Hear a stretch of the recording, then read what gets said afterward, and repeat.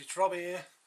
Today I'd like to talk to you about a few, in my opinion, cheap mods I've done to my new plasma edge on the TT-02B chassis. There's only a couple of things I've done.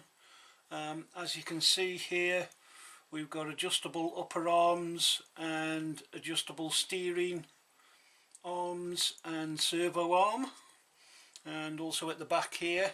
And then the other little mod I've done, which isn't really a mod, is I've stuck some foam into the battery compartment to hold that safe. On the first run it was rattling about a bit.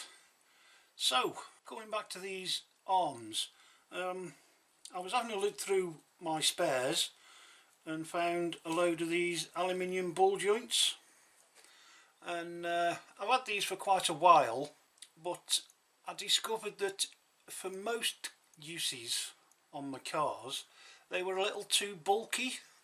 I mean, they're quite long and they're quite fat on the ball joint bit, and they just I couldn't fit them in. So I've had these lying around, and I just thought, looking at this, it looked like they would work, and as you can see here, they do fit in quite nicely. They don't catch on anything, and the back as well. And again, I've had some M3 threaded bar for a few years. I managed to get, I think, 3 1-meter lengths really cheap off eBay. So what I've done is cut them down to lengths and ready.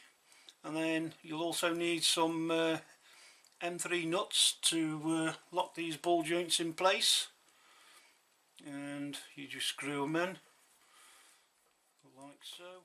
And then I've got one of these Tamiya spanners that you get with some of the kits. I can't remember which ones you get them with. But you've got a 4 and a 5mm opening on the one side, and the 5.5mm for these M3 nuts. But we lock them up once I've got the correct distance. And what you probably can't see, and I'm not sure if it'll come across on this video, doesn't look like it at all, but I've cambered the top in as much as I can, and the limiting factor on this I've found is the dog bone here. So that's almost pushed up against the drive cups on both sides, and I can't bring the top in any more than that. You look on this side where I've taken it off at the minute, you'll see that's as far in as it'll go. If I try and force it, it'll make the dog bones bind, I think, and will probably cause a lot more wear and tear. So I'll measure those out at some point and fit it on like so. I think I've just about got it right, ready for it, but we'll do that off camera. I don't think you want to see me screwing screws in. But what I've also done is got some M3 washers, and these go between the ball joint and the plastic, because these fairly cheap ball joints, they haven't got a flange on the end, so as you tighten the screw up it tends to cut into the plastic. So just to stop that, I pop a washer on, and then I've used some, I think these are 12mm machine screws with a hex head on it to screw those in. I also found on eBay some of this rubber tubing. I think it's sold as hydraulic tubing, and this was classed as metallic black brackets gunmetal, and I think it goes quite well, if we look here, with the paint. So I bought some of that, and that goes in the middle of the thread and really it's just to hide the fact that it's threaded bar all the way through. So I've got little bits and longer bits, and on the back as well. And coming to the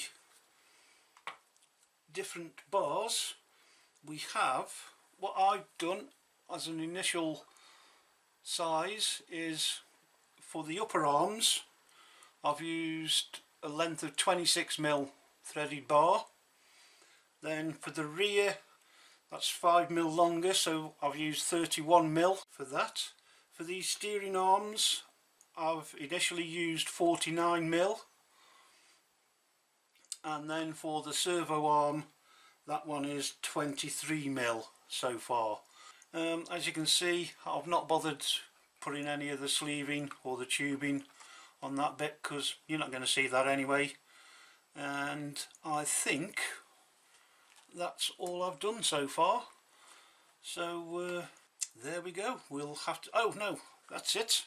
I knew there was something else I'd done. If you take a look at the rear shocks, I found some off my lunchbox that basically what happened was, on my lunchbox I broke one of these bottom mounts off the stock, shall we say, pogo sticks, but I found that the rear shocks that I'd taken off my Thunder Dragon were long enough to fit, so I fitted them and basically ended up with these springs spare. They're quite a bit longer and a bit stiffer, and what that does is gives it quite a bit of pre-tension to begin with. Still, I don't think quite strong enough, but we still get a lot of travel, and from what I've seen so far, it does come back up slightly more than with the stock springs. So we'll see how that goes on my next test run. And with that, that's all I've done so far. I hope you've enjoyed this and I look forward to seeing you on the next one. Cheers, bye.